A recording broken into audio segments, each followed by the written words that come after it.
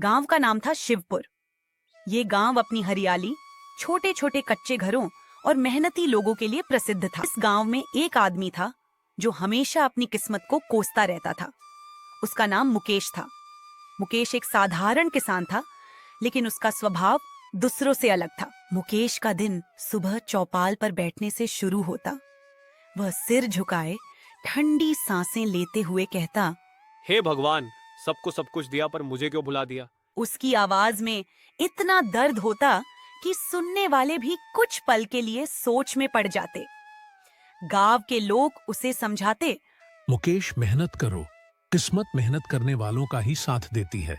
मुकेश को यह बातें सुनना ही पसंद नहीं था।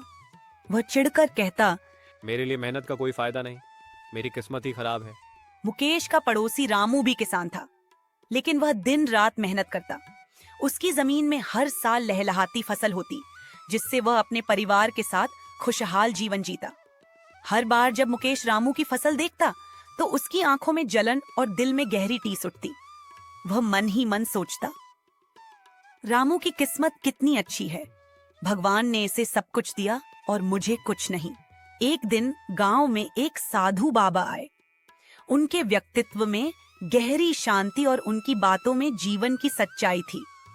बाबा ने गांव वालों से कहा, किस्मत का फल हर किसी को मिलता है, लेकिन उसकी मिठास वही छक सकता है जो अपनी मेहनत की जमीन पर उसे उगाए।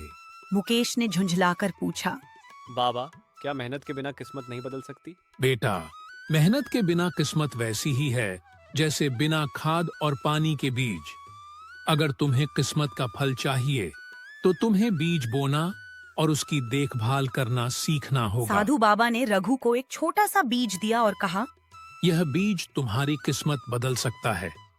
इसे अपनी जमीन पर बो, इसे हर दिन पानी दो, इसकी देखभाल करो। समय आने पर तुम्हें फल जरूर मिलेगा। मुकेश ने आशा और थोड़ी शंका के साथ बीज ले लिया।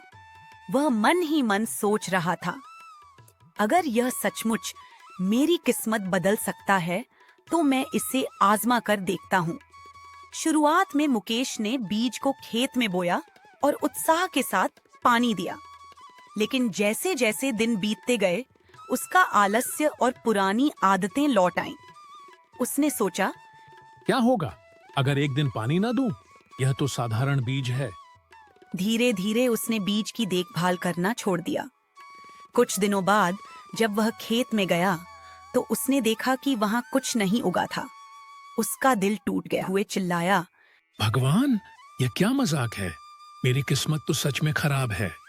रामू, जो पास में अपने खेत में काम कर रहा था, मुकेश की बातें सुनकर उसके पास आया। उसने मुकेश से पूछा, क्या तुमने बीज की ठीक से देखभाल की थी। नहीं, मैं भूल गया था, लेकिन इसमें मेरी क्या गलती? मेरी किस्मत ही खराब है। रामू ने उसकी ओर गहरी नजरों से देखते हुए कहा, मुकेश, किस्मत मेहनत का फल है। तुमने बीज तो बोया, लेकिन उसे पानी, खाद और ध्यान नहीं दिया। जैसे हमारी फसल को मेहनत चाहिए, वैसे ही किस्मत को भी। रामू की बातें रघु के दिल में उतर गईं। उसने पहली बार अपनी गलती मानी। उसने खुद से वादा किया, अब मैं किस्मत को दोष नहीं दूंगा। मैं अपनी मेहनत से अपनी तकदीर बदलूंगा। अगले दिन से मुकेश ने मेहनत करना शुरू कर दिया। उसने बीज को नए सिरे से बोया, नियमित पानी दिया और उसकी देखभाल की। वह रोज सुबह उठकर खेत में जाता और पूरी लगन के साथ काम करता। कुछ महीनों बाद मुकेश के खेत में वह बीज एक बड़ा पेड़ बन गया। उस पर मीठे फल लगे, जिन्हें देखकर मुकेश की आंखों में खुशी के आंसू आ गए। उसने पेड़ से पहला फल तोड़ा, उसे चखा और उसकी मिठास ने उसके दिल को छू लिया। उसने महसूस किया कि यह सिर्फ एक फल नहीं था, बल्कि उसकी मेहनत का सच्चा इनाम था। गांव के लोग अब मुकेश को देखकर हैरान थे। वे उसकी मेहनत और बदले हुए स्वभाव की तारीफ करते। मुकेश ने खुद को साबित कर दिया था। उसने चौपाल पर बैठे लोगों से कहा, किस्मत का फल हर किसी को मिलता है, लेकिन मेहनत के बिना वह मीठा नहीं हो सकता। यह मैंने अपनी गलती से सीखा है। गांव की बुजुर्ग दादी, जो सबकी प्रेरणा थी, ने रघु को समझाया, बेटा, किस्मत हमारी बनाई हुई होती है। अगर हम उसे संवारें तो वह हमें कभी निराश नहीं करती।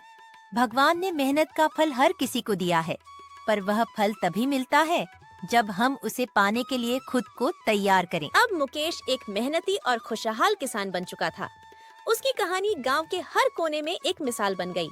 यह कहानी हमें सिखाती है कि किस्मत का फल मीठा तब होता है जब हम उसमें मेहनत और लगन की खाद डालें।